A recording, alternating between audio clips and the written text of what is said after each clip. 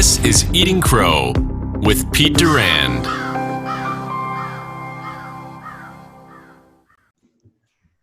Hello again, everybody. Welcome to another version of the Eating Crow podcast. I have a pleasure and a joy of having Don Thompson, a pirate and a gentleman, on the call with us today. So Don and I have known each other for a while. I'm going to let Don do the introduction, and I'm going to I could spend 4 podcasts going into Don's background and experiences, but we'll try to hit the highlights. So Don, tell us what you're doing today and describe what goes on over at Walk West, and then we'll kind of walk backwards in history from there, no pun intended. Yeah, sounds good. Peter, thanks for having me. I'm the CEO of Walk West. We're a digital consultancy, and anything that you can think about in terms of a client's digital footprint, we help them grow and create massive productivity with their digital spend. So if you need a new website, we'll help you out. But we're not just focused on building something that is visually compelling. We want something that converts, that grows your business. Sure. Right. Sure. One of the things that we understand is if we build you a video and nobody watches it, it's not a great video. Right. If we build you a video and 30,000 people look at it, then you're pretty happy about that video. And so one of the things at Walk West is we like to think about ourselves as strategists, like an Accenture, but we hold on to the plow with you and do the work. And that's what we think makes us unique. Over the last couple of years, and then we'll dig in, this is our 3rd year in a row being on the Inc. 5000 as one of the fastest growing companies in the U.S. We are thankful, but we attribute that success because we have entrepreneurs, business people, computer scientists, creatives, storytellers, and we layer all of that talent into driving business results. And that's why we're excited about what we're doing. You know, I have to agree. When I first was introduced to you, a friend of mine named Rob Williams said, "There's a guy you got to meet, Pete, and he's bald like you." I think that was his first connection. But he said, "This guy's a doer. He's a creator and he's a connector." And you guys seem to be cut from the same cloth, which, by the way, I take it as a very big compliment, Don. So I appreciate it. When I met you, it was interesting. We talked a little bit about Walk West. We talked a lot about your background, how you got there. And we'll get back to the Walk West team in a minute, which is, one, as you described, one of the most interesting group of people in an agency I've ever encountered, right? There's something coming from all different aspects of a business into the solution you guys bring, which is going to tie into how you're building teams and how you think about teams. So tell us how you got to Walk West. It's an interesting story. I want our listeners to hear the story of how you kind of landed there. And then it's been 5 years, but you snap your fingers how fast that business has changed since you've been there. Yeah, so I'm the son of a football coach, and so that says a lot in terms of how I value teamwork, competitive outcome. There's a scoreboard, right? You either win or lose at the end of the game. Right. And moved around a lot as a youngster. And so spent time in Kentucky, in Pennsylvania, in Connecticut, in Louisiana, and moved to North Carolina in my high school years when my dad was an assistant football coach at East Carolina. And so that's how I got to North Carolina.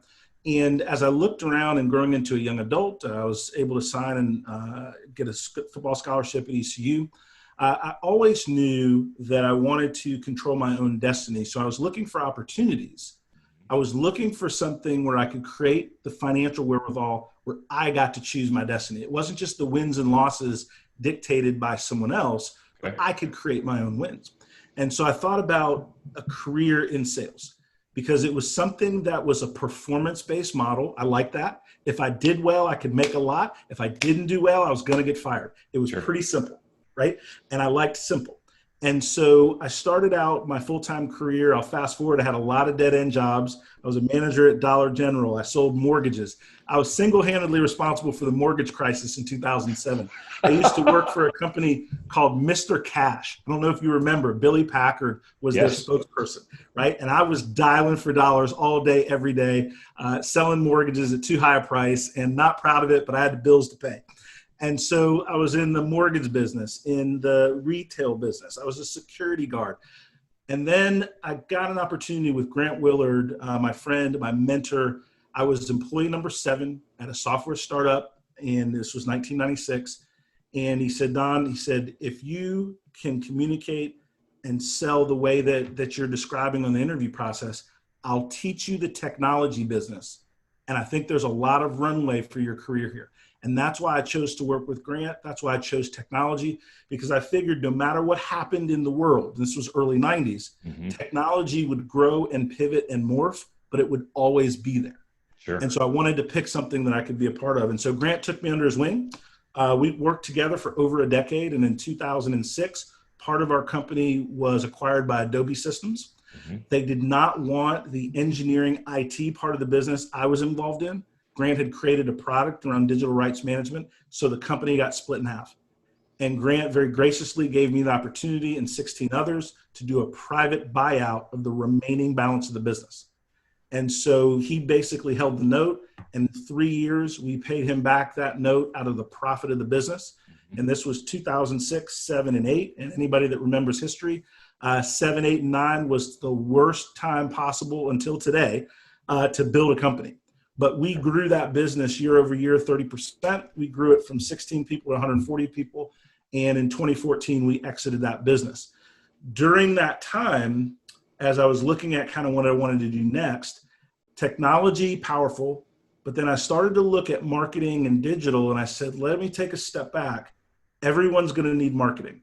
Whether you're a healthcare provider, whether you're starting a fitness business, whether you're an educational organization, whether you're high tech, you have to tell your story in a digital platform. And so I started to look at investing in digital opportunities, and Walk West was one of the companies that I put some investment into in 2015. Got it. Well, you know, it's interesting. The guests I've had on the podcast have had similar backgrounds in the fact that they've done just about everything before they centered into their sweet spot. So when you joined Walk West, describe to me what it was like when you got there and what it looks like today, 5 years later. Yeah. So when I started Walk West, I was purely an investor. I put some money into the business. Brian Honorio, my partner, a good friend, he had built a company, a couple $100,000 in business. In 2015, we were $300,000 in revenue and 2 to 3 employees, a very, very small business. My thought process was, wait a minute, maybe 1 + 1 could equal 11 if Brian and I connected.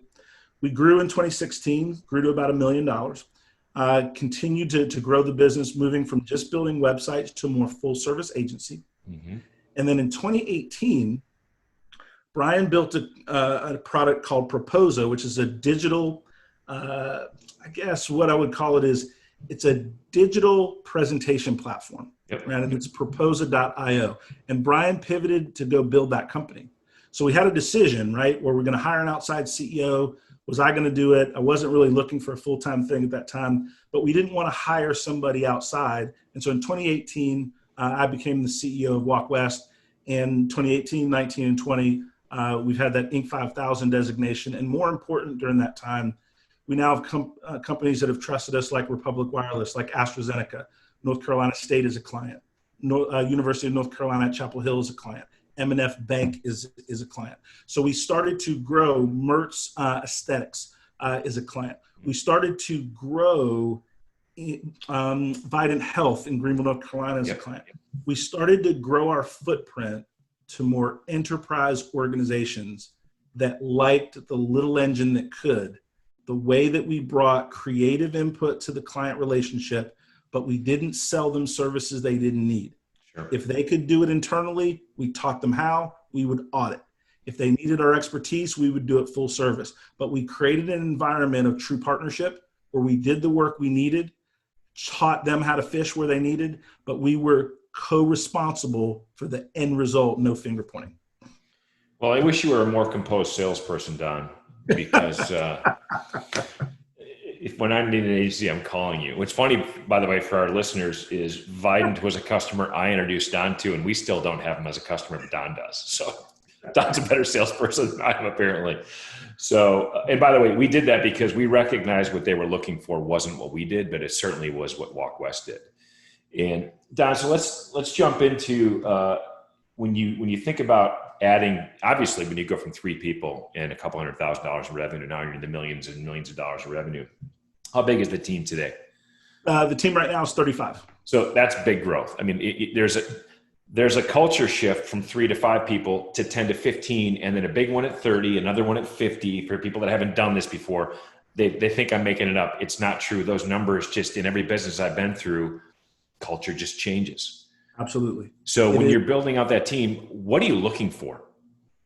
Yeah, there's a couple things that we had some, back to your point of what your listeners want, right? Everybody puts forward their best self on LinkedIn. Let me just peel back the onion and dig into some of the pain points a little bit, right? When you have a team of 7 to 8 folks, everybody knows what everybody else is doing. Mm-hmm. You have that family-friendly environment. You have everybody going out for the cups of coffee. You're building that little squad. And it works fine when you're not looking for scale, because your process is your relationships, right, with each other. You're so tight, you just communicate well naturally. Once you add that 10th through 15th person, you need something called process. Right. You start to have a little bit of hierarchy. You've got titles and roles. And more importantly, when you pass that $1 million, $1.5 million threshold, you have a different level of accountability, because all your customers might not be large, but you've usually got 1 or 2 clients that are next level, that are holding you accountable differently than your team is used to. And so one of the things at Walk West that we really struggled is, how do we transition from that family-friendly environment to where we move the accountability scale up, but we still make it a great place for people to grow and build their careers. And we had some turnover as a result of that. We had some people that didn't love the fact that the accountability meter went up, that 2-hour lunches, like we couldn't be rocking like that anymore, that we had to move from spreadsheets to NetSuite. And we now had to log our hours and run a business. And so we still create an environment now at Walk West where we're winning. Our culture is amazing and growing. Diversity is empowered, but we're also held to a higher standard. Clients are paying us real money. And if they don't win with us, they could lose their job. Sure. Right? Somebody that signs on the dotted line to pay you $20,000 a month, and they've got to go tell their CEO or their board that it didn't work out great. That's not helpful.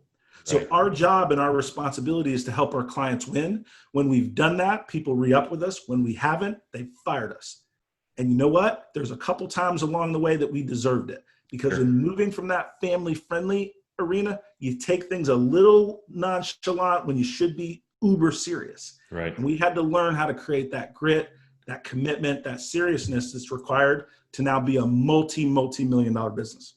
Some tough conversations, I can assume, right? Good people, tough conversations. Some went great. We're still friends to this day. They just knew it wasn't the right moment. Absolutely. And sometimes, and this is really tough, how do you tell somebody they're just not good enough? How do you tell somebody that their skills were good enough for the team we had, for the customers that we had, but not for where we're going? And some of those conversations didn't go great. Yeah, we had to be done. I've used the analogy where this is like a bus, right? At some point, you get a few people that jump on the bus at a certain stop. They're doing great on the bus. 3 or 4 stops later, doesn't seem to fit, right? Either new customers came on or got off the bus, or different talent came on, and you look at everybody and go, maybe you're not supposed to be in this bus anymore. Get off and jump on a different one at the station. That's right. And when you explain it, and I've had the same conversations. A gentleman helped me found one of my companies at 5 years. We went to lunch and he said, "Is this the lunch?" I said, "It is. If I was starting another one at this day, you'd be the first person I call. But at this point in this company, this is the kind of person I need, and that's not you. And you know it. We both know it." So, when I look at what Walk West does, I'm curious about this because you guys do so much. Sure. What part of the business has been the biggest surprise to you from a customer adoption standpoint? Like, you thought, I didn't think people would love this, but they're eating it up. What part of that business has surprised you? The biggest thing that has surprised me is not the video, not the website, not the content creation, which a lot of agencies do and do well. It is the metric-driven way that we push content out. It's the distribution. Okay. It's taking a company like Wasabi that's in the storage business, which is a total commodity. They're going against Google and Amazon, but we created a content stream with video and then a launch plan to ensure that social media, one, paid attention organically, followed by smart buys with your paid search, light PR, and that organic blend, if you will, of building the launch plan so that the content flies off the digital shelf, so to speak. And so clients are loving that. because they found that the issue is not creative talent to produce creative content. It's to get that viral effect. I don't want to say that we have a magic button that can make things go viral, but we do have experience in creating that viralist effect in a very, very research persona-driven way.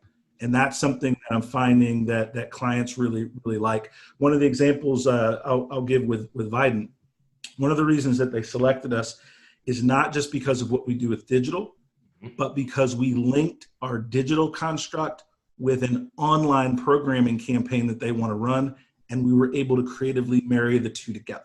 Got it. A lot of times clients are trying to do something new and innovative, and people come in and sell them on the way they've done things before. One of the things that we do a pretty good job at is we slow down and listen first, and then we got a million ideas, right? Like we have a million ideas of the way we think things should be done, for sure. But everybody's not the right candidate for all of our ideas at the right time. Sometimes clients just want efficiency in what they're already doing, right, and then they can hear you. Sometimes they don't want to know how you can charge them 10 grand. They want consulting that allows their team to do the work.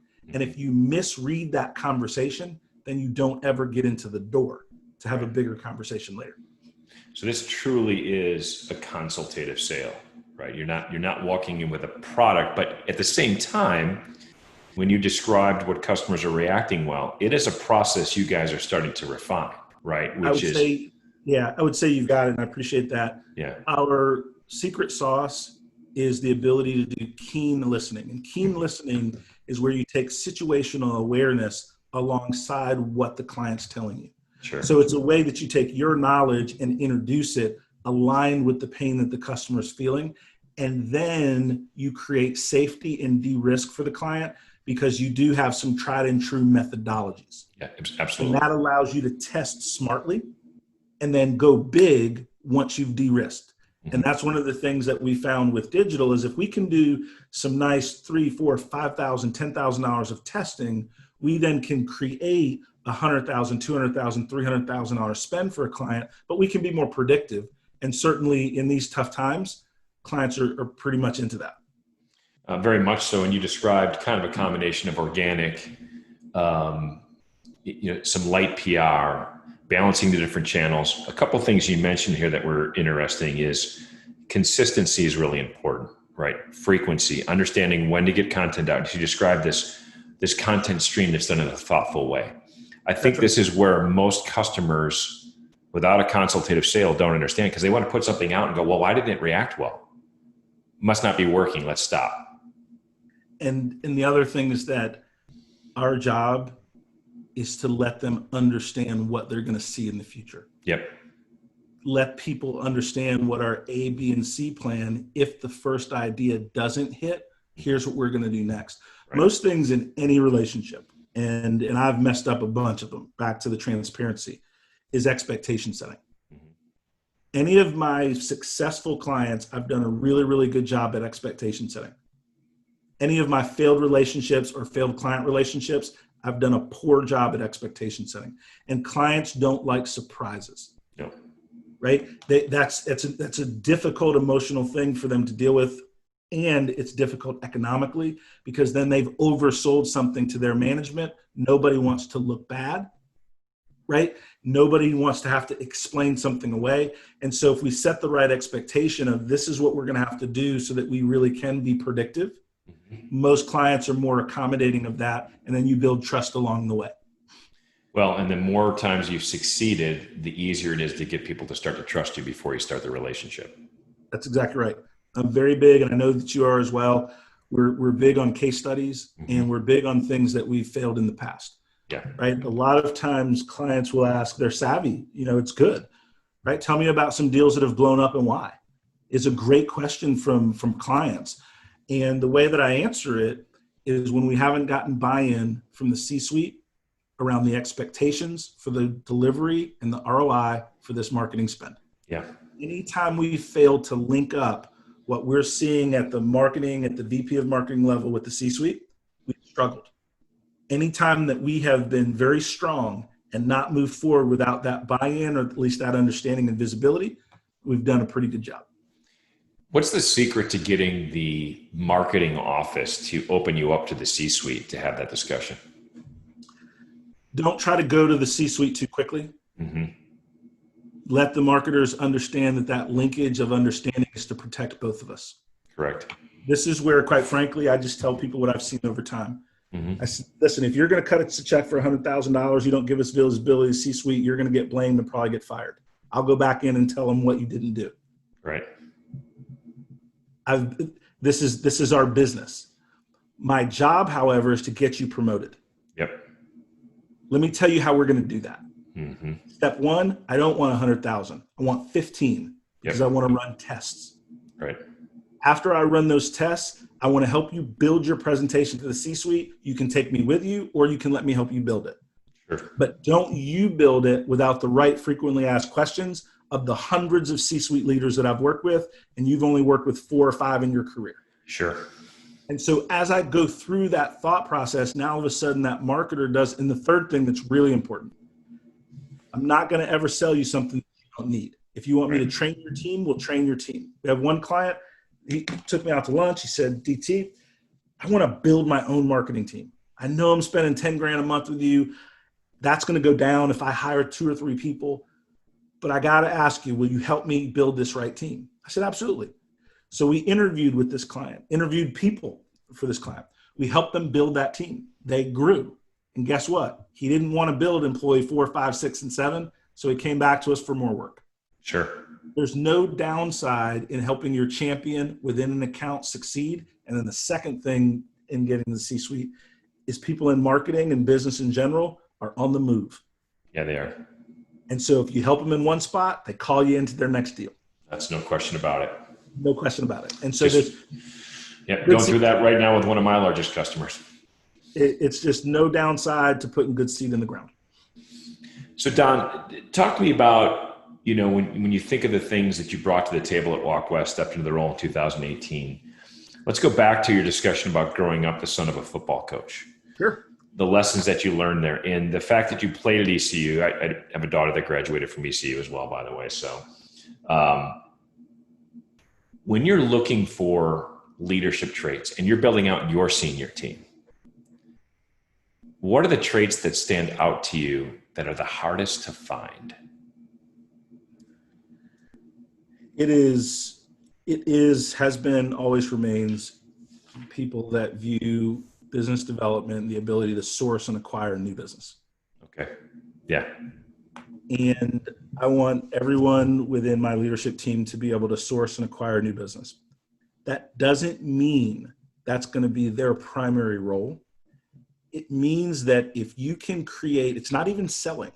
If you can create compelling narratives of why somebody should spend money with you versus the alternative, then you have the right mindset because you understand how difficult that is, and you're going to treat every customer that we win as precious.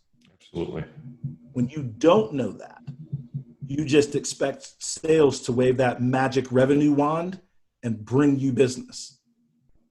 And you have a different mentality in terms of how you treat customers and the value and how difficult it is to get and acquire a new quality customer in your business.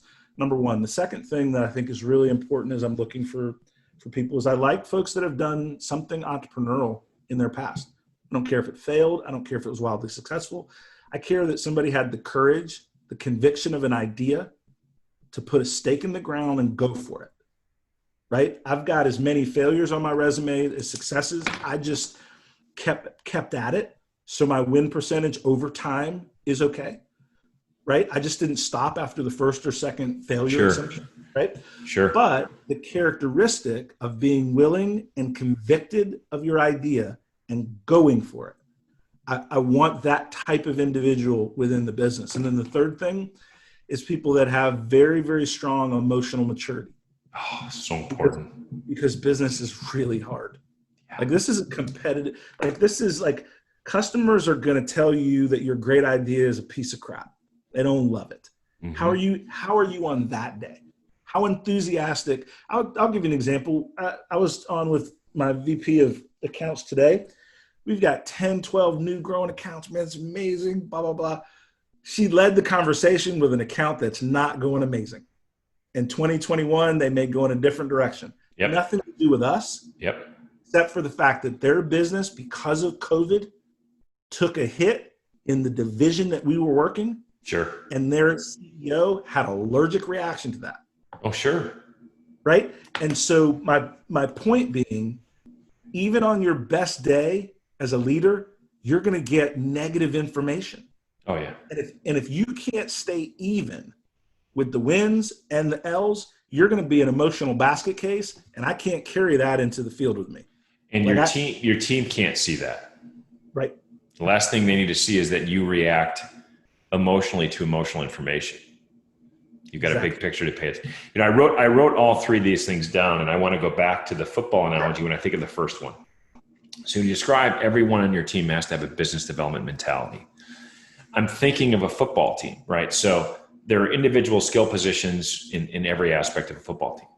But to your point, if everyone stopped when the play started and waited for the quarterback to complete a pass, nothing gets done. That's right. Everyone has to move the ball forward in concert, and everyone has a role to play in that aspect.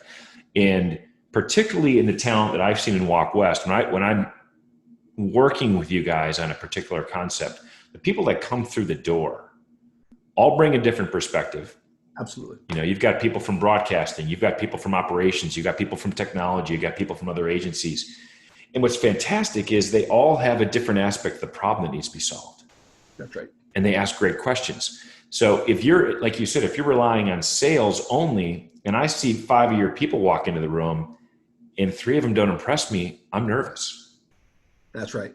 And most of the times, you know, savvy clients know your top 2 or 3 people in every agency are usually really, really good. Yep. They're concerned with the drop off. Absolutely right. Right. And so because clients, like, they've been through the battles as well. And so that means that we've got to create a culture, which we're growing, is that the best idea wins in the building or in the virtual building these days. That means from intern to senior exec. Yes. We want people to pitch their ideas. We want them to get used to it, because we want to be able to share with our clients what diversity and inclusion to us really means. Mm-hmm. And a lot of it is around diversity of thought and chasing the best idea. You can't do that if your team is homogeneous. You can only do that if you truly have a diverse environment, because that means all of our experiences are different and unique. And we bring that to bear on the problem, right? We put pressure on the issue. And that's something that's helped us with growing our business and growing our clients. You know, that's interesting, Don. Obviously, diversity is a big part of your platform. I didn't pick up on the fact that you were applying to the downstream impact of diversity, right? The thought process, the ideas, it's so important to bring forward for people, is that you're not just looking for diversity on a human resources chart. Correct. You're looking for diversity of thought, experiences, skill sets, creativity, everything. One of the things that we're launching in a couple of weeks is a little microsite called Winning with Diversity. Mm-hmm. Because a lot of times in our macroeconomic conversation, diversity is focused purely on race. There's a lot of reasons for that. There's a lot of things going on in our country. Totally get that. Makes sense. It then naturally moves to gender, right? How many women do you have in leadership? Then sexual orientation, kind of the big 3, right? Race, gender, sexual orientation. Sure. But there's diversity of thought. There's generational diversity. Sure, there is.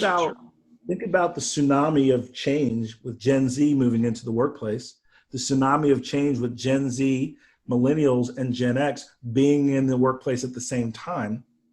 So now there's an opportunity to really develop powerful leadership chops. If you have a multicultural, multi-generational leadership capability, now all of a sudden you can grow a really, really powerful team. You know, it's interesting. One of my podcast guests last week was a senior executive at Savills in the global real estate firm. He made an interesting observation at the end of the podcast. He said, we were talking about the impacts of COVID, obviously, on commercial real estate globally. And he said, Pete, one thing people are not talking about, but they will talk about it in 5 years, is that, and by the way, I've got a daughter who's married, living in Charlotte, a recent college graduate who's just entered the workforce.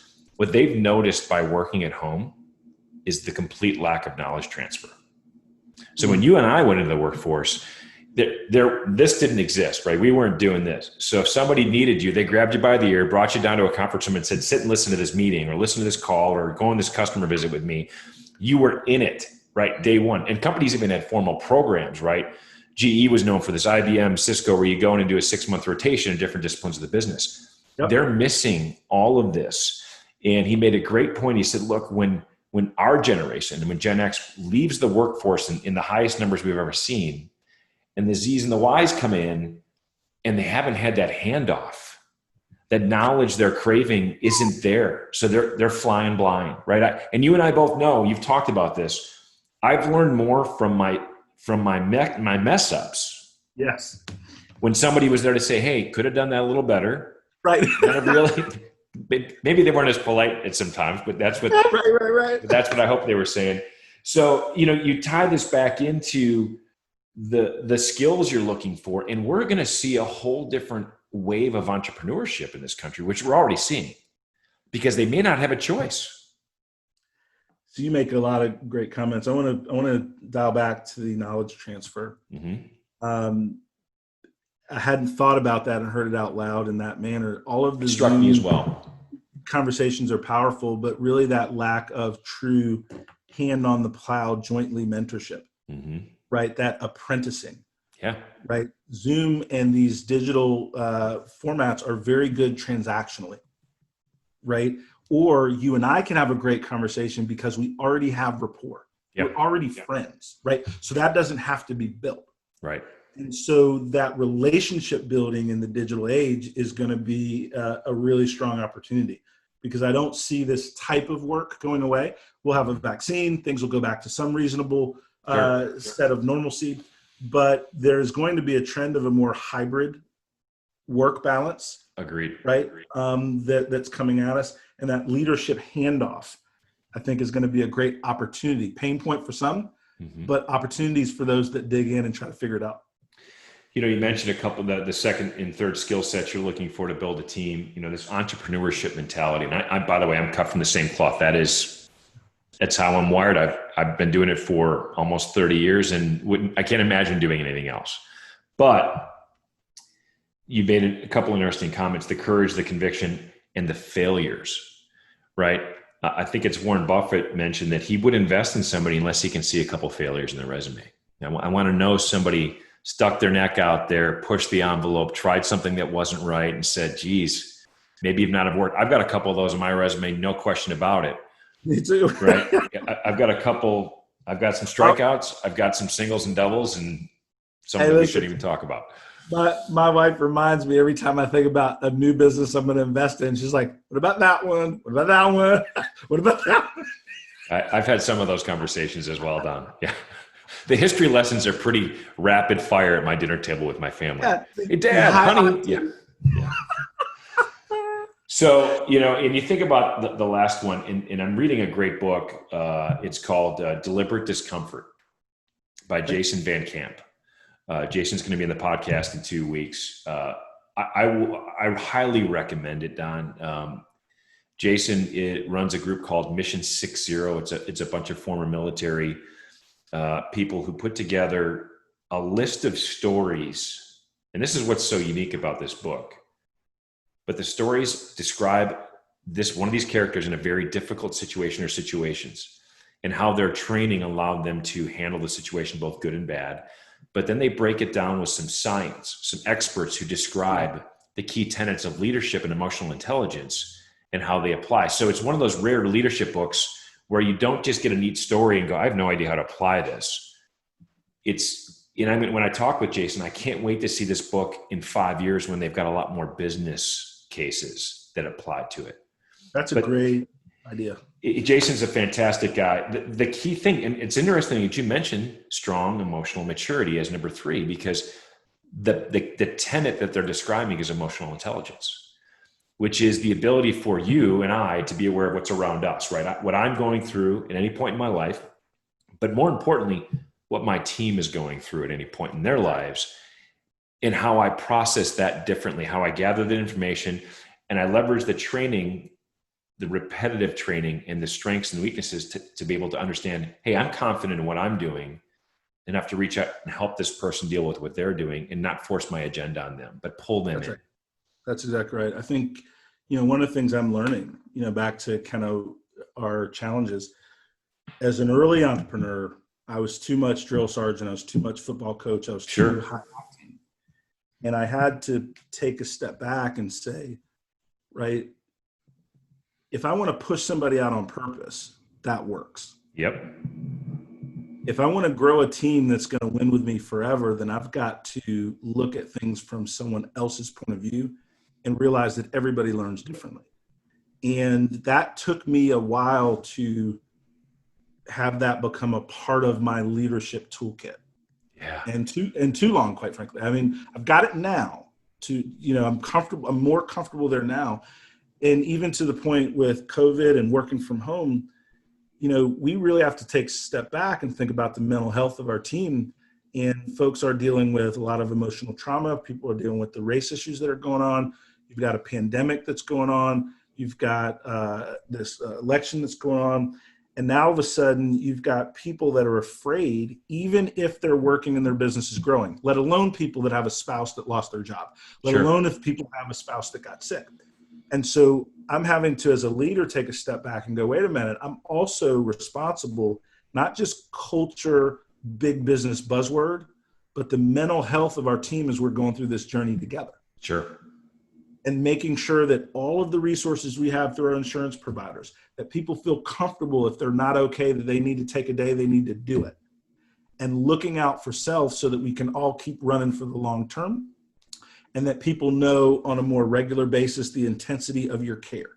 Absolutely. Right. And that is something that I'm so glad of the experiences that I had pre this crisis, because now my lens is very different. And I can create that standard of performance while also creating a standard of pure empathy that I think both are required to win. And that's that was not my MO 10 years ago, right? My MO was suck it up, figure it out. I don't want to hear it. Where's my money, right? And that worked, but here's the scary version. And this is what changed me. Mm-hmm. And a business mentor of mine said, and I was talking to him about this. He said, Don, sure, it worked. You sold a couple companies. How big could they have been if you were a better leader? The answer isn't that you were successful, that you had an exit. How big would it have been if you were a better leader? That I did not like. I was like, I need it. Like that right there. I was like, oh, okay, wait a minute. Yeah. Thanks, coach. Right. Exactly. Right. It's so you brought up another word. And when you read this book by Jason, empathy is one of the things they talk about. And they do a very interesting job. And this is one of my favorite tenets of the book. So the story arc is that Jason becomes, he's going to take over a new special forces team, special ops team. He interviews a bunch of people at the direction of his major Pettit. He said, you need to talk to these 12 people. They will help you become a better leader. And he, by the way, the major has a reason why each 12 of those people selected, right? Yeah. The theme that I really was fascinated by, and again, empathetic, emotional, intelligent leaders do this inherently. I've seen you do this, right? Now I'm going to describe an example of how I've seen you do this in a minute. But what he said is, why are you here? What, and each one of them had a variation answer, but at the end of the day, it came back to, my objective is not to make me successful. My objective is to make the person to the right and left of me successful. If I take a service-oriented approach, and in everything that comes my way, what can I do to help these two people, and by the way, in their situation, it's survive, right? I mean, it's life or death. It's a very different thing than you and I are dealing with. But if you're in a room with the people you've assembled on the team and a problem comes at you and you think to yourself, well, I've got this skill that can help solve the problem, but we need these 7 other skills to solve this problem. What can I do to help Joan and Bob and Jimmy raise their game so that we can solve this together? It's a very interesting approach. And empathy is so important there because you have to your point, how's my team reacting during this COVID situation? What does Joan have going on at home that might make it difficult for her to rise to this occasion? How can I help Joan do that? That's right. And I love it when I can circle these podcasts, the eating crow moment. And you gave it to me, which is you were a drill sergeant early on. And over time you developed this ability. And I haven't heard anybody word it this way. how do I develop a team that wants to grow and win with me forever? That's leadership, right? Yep. When you manage someone, they have to be there for you. That's their job. They just kind of have to. It doesn't mean they want to. And you and I both know performance goes up when they want to be there with you, Don. That's exactly right. So I just think of some of that. By the way, you've hired some people with some pretty strong successes and big egos in your team. And they all, when they come in the room, they know your role, Don. By the way, everyone knows your role. That you are the spokesperson, you're the passion, you're the drive behind the organization. And then you get up and leave the room and go, and then these 4 other people got it from here. That is true leadership when you can walk out and be comfortable. They got it from here. Yep. I appreciate that very much. One of the things that's been helpful is I don't want someone else's touchdown. I want to help them. I want to help them score and be successful. Right. Like one of the things that we're doing with the diversity movement, which is our latest venture, and we're going to be spinning out this company in the next 30 days. We're going to go out for some financing. We're right at about $1 million run rate with this little business. And we've got some nice e-learning tools. So we're blending consulting and diversity inclusion, but with IP. We've got a mobile app that's launching, all kinds of cool stuff. But here's the point. We're spending a lot of time with the key folks on this team and building their personal brands. Okay. So that this business isn't the DT show. Mm-hmm. That this business is the diversity movement, which is a collection of really, really talented people that have come together. And what we're calling it when I'm recruiting folks is the D&I Avengers, right? I said, you get to have your own movie and then we're going to come together for the blockbuster. It's right? awesome. And so one of the young ladies who's running our client services, and total rock star, and she's running her own business and doing great, right? Like doing high-end consultancy, like just making good coin. She was like, Don, why would I shut this down, right, to come, do what you guys are doing? I said, because we're trying to change the world and you can always go have a good business. Sure. But we're literally trying to change the world of how people react to each other in the workplace on a global basis. Mm-hmm. And I'm not sure you have that opportunity in what you're doing by yourself, but you will do it with us together. And after you spend a couple of years doing this and you do go back and be an entrepreneur, your platform will be bigger. Sure. She was like, I'm into it. She's like, let's do it. Right? It's you're a better salesperson than I am. You're just such a better salesperson. Right? I love it. And your platform will be bigger when you go back and do your own thing in a couple of years. But let's go on this journey together. It's interesting when you talk about the D&I movement and the fact that you're a champion. It's interesting because by the way, when I talk to people and they see diversity and inclusion come up in any sort of a stream or an article or a post, people typically react one of 2 ways. There's some people in the middle and they don't know, they haven't formed an opinion yet. Mm-hmm. But there are some people that form an opinion in one of 2 different ways, and it can be somewhat extreme. And I've been looking forward to having the podcast because I wanted to understand your thought process on the platform. Certainly, as a very successful Black leader, people are going to look to you. Yep. They're going to look to you for several reasons. I think they're going to look to you to say, is it going to be okay, Don? Right? That's if you're okay, Don, it's going to be okay, right? So they want to get comfortable because people just aren't comfortable right now in our country. And that's a tough, no one wants to wake up in the morning and be uncomfortable about their own country. It's a scary place.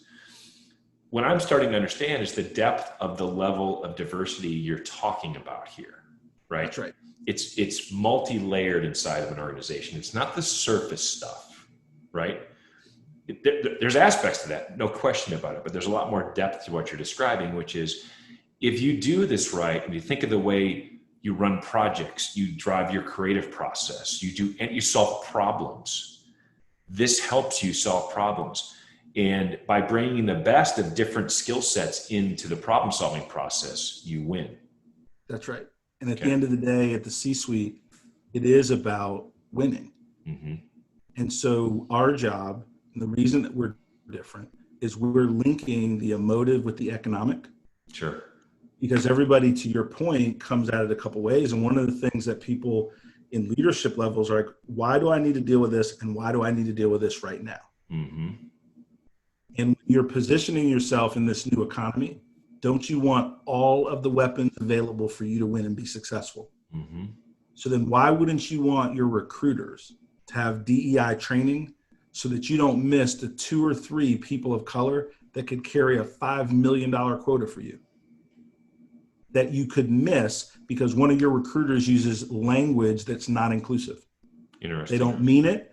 They don't mean any negative by it, but the person that they're talking to doesn't feel the love if they're not spoken to in a way that they feel the belonging from every level of organization that they interview with.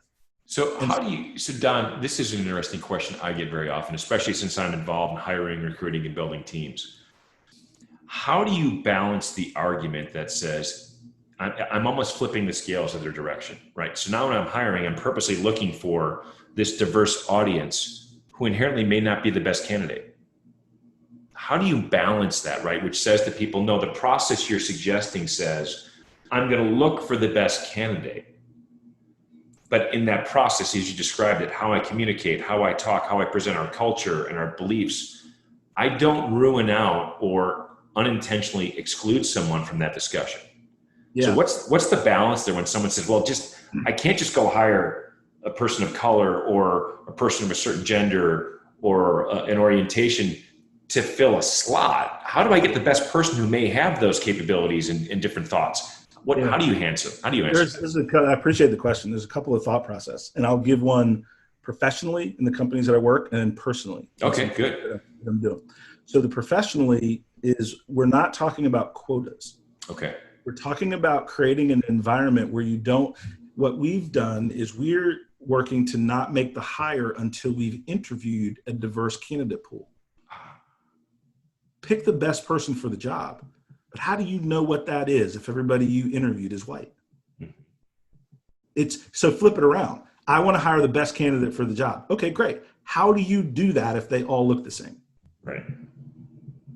If they're all from the same school, all from the same referral base. So by expanding the pool of talent, you're actually aligning with your mission to hire the best talent because you've opened up that pool. So the discipline is making sure that you can be patient enough to now open up your recruiting portal to have a diverse view, and then forcing your team to make sure your sourcing mechanisms do that. But then the best hire should always win. Sure. Right? That's the competitive landscape. And so one of the things that I'm very fortunate and blessed, I'm looking at getting a new home. Me and my wife are looking at who's going to help us with that, who's going to do some painting, who's going to come in and help us with furniture, all of these different things. What we've done, right, is we're making sure that when we're sourcing a general contractor, when we're sourcing somebody to do the painting, when we're sourcing somebody to help a little bit with design, we're just making sure that we have a diverse pool of candidates. And then my wife's going to pick the one with the best portfolio, but we're not making a decision until we have a diverse pool of people. Mm-hmm. And by doing that, all of a sudden, the cream is still going to rise to the top, but it's going to be often that you're going to be exposed to a different set of people that you never would have met. Certainly. And so it might not be that African-American young lady that you hire this time around, but they're now in your LinkedIn network. Yeah. It's now a resume that, you know what, if you were number 2 for this job, I'm going to catch you. I need to keep you in mind. Oh, absolutely. When you send out that feeler to say, hey, does anybody know anybody that does this skill? The other thing that's really important, I'll get that similar question, is what if we don't have the pipeline? We're in this technical business. We don't have as many candidates. All this may be true. Mm-hmm. Then start with suppliers. Start with the caterer for your next company event. Start with a person that does headshots. Mm-hmm. Start somewhere with opening up your mindset to a more diverse pool of candidates, but start where you sit. And that name recognition, that association, that broadening of your network will then create a more natural affinity to a broader talent pool because it's all networking anyway. We both know that our best folks that we find typically come from referrals. No question about it. So then we've got to expand our referral network. Mm-hmm. Right? So that it is more diverse, so that we have more choices, more opportunities. So it's not quotas, but it is the discipline to make sure that you open up your candidate pool and you're sourcing a diverse group so that over time, that growth in that transition is going to be different. You can change your board of advisors even if you don't change your board of directors. You made an interesting, we were referred to each other in that very same process. I've referred you in a dozen different places because of the quality of the work. So I would imagine that one of the reasons you formed a separate business here is that has to change the way people do recruiting. Yes. Right? The process has to be different otherwise, how do you know you've discovered the full diversity of the pool you're looking at, right? You have to approach it differently. And it's got to be, it's both the approach and it's got to be intentional, right? This is where the leadership of the organization have to buy into the business case of diversity. Mm-hmm. Otherwise, it's easy to leave behind. It's easy to say, you know what, we have women on our board, so we're good. We're diverse. Okay. Right? When diversity and inclusion is broader than just females of the same ethnic group, if you will. There's a lot of reasons that people step away from things, but what I will say that has been very crystal clear is when people understand the business advantage that a diverse team brings, they jump on board. And my job as an entrepreneur is to explain that to people. So now I understand, hopefully the listeners can understand, because if people who do research on your background, when they look at this podcast, they're going to see this is a focus of yours. And I've learned much more about the depth of the approach you're taking than I had thought of coming into the conversation, which is helpful. And, it brings in every aspect of the leadership training you've had, the times you've eaten crow, all kind of surfacing here. Don, for me, it's been a pleasure. I try to keep these things to an hour. We could go 2 more. We haven't even jumped into. I love talking to you. Like you're going to explode. It's going to be great. You're going to do great. I'm enjoying talking to you. Well, I've got to get into Ear Influence, right? Or Earfluence, which is your own podcasting platform that you're on the board of, right? You created a venue here. Yeah. My thing there, man, is like anything I'm going to do, like I think it needs to be a business, right? And so Jason is amazing at podcast production, creating communities, all of those different things. And then now what we're doing is we're creating different shows. Sure. So it's not just about podcasting, but it's about another creative outlet. In fact, Earfluence just signed a deal with WRAL for them to co-market our first show that they're going to co-market. That's fantastic. He's doing a good job in moving it beyond just the podcast, but the creation of communities. Well, when I'm ready to take this up a notch, that'll be the first call I make, is to try to get in over there and rub elbows with some of the better podcasters in the world. Well, I don't know. You're going to do fine. You're doing fine. Don, it's been a pleasure. I knew I would enjoy this. And, it's just always fun to talk with people who are creating change in our community. And I think that's one of the key things you're doing. And you're just a positive influence and can give a lot of people, and I'll be honest, comfort and discomfort. Right, the appropriate discomfort to think differently about what they're doing, and maybe to approach a problem differently. And certainly some of the lessons you've given us today will help folks do that. So it's been a pleasure. Having me, man. I appreciate it. Thanks for thinking of me. I really appreciate it. Oh, our pleasure. We'll do a round 2 at some point and catch up. I'm curious to hear how this whole new program's going. All right, man. Talk soon. Thanks, Don. You take care. All right. Talk to you soon. Thanks for checking out Eating Crow here on YouTube. Drop a like and subscribe so you never miss a video.